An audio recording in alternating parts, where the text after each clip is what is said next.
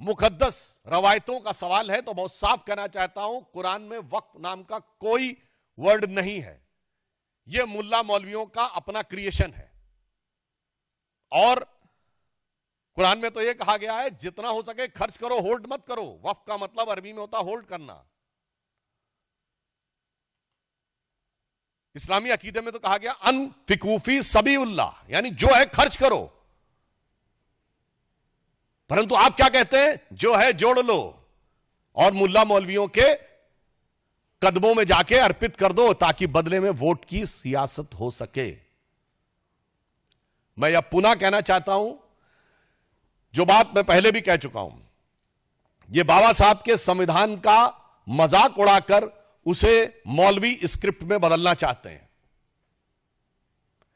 यह मैं पूछना चाहता हूं यह समाजवाद का चोला उड़े हुए इन लोगों से कि क्या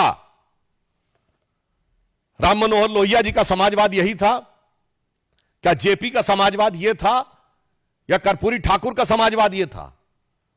भारत रत्न कर्पूरी ठाकुर जी से लेके जयप्रकाश नारायण और लोहिया जी का समाजवाद के साथ आज हम खड़े हैं, जो हम चाहते हैं हर गरीब और मजलूम को उसका हिस्सा मिलना चाहिए। मगर ये किसके साथ खड़े हैं? जो ट्रिपल तलाक के साथ खड़ा है, जो हलाला के साथ खड़ा है, जो मेहरम के साथ खड़ा है, जो हज सब्सिडी के साथ खड़ा है, जो सरतन से जुदा के साथ खड़ा है, जो आतंकियों को अपना भाई बहन बेटा हाफिज बनाने के साथ खड़ा है। इसलिए हम साफ कह सकते हैं कि हम समाजवाद के पक्ष में भाजपा और जदयू खड़ा है, और आज के ये राजद और समाजवादी पार्टी जैसे दल नमाजवाद के पक्ष में जाकर खड़े हो गए और नमाज जैसे मुकद्दस अकीदे का भी मजाक उड़ा रहे हैं, उसका भी केवल सियासत के लिए प्रयोग कर रहे हैं।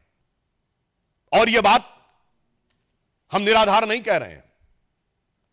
इनकी सरकार आई जो आने वाली नहीं है, तो ये बाबा साहब अंबेडकर के संविधान को कूड़ेदान में फेंक के शरिया का विधान लागू कर देंगे। कोई कहेगा आप तो हाइपरबोलिक बात बोल रहे हैं, तो मैं सब प्रमाण बोल रहा हूं।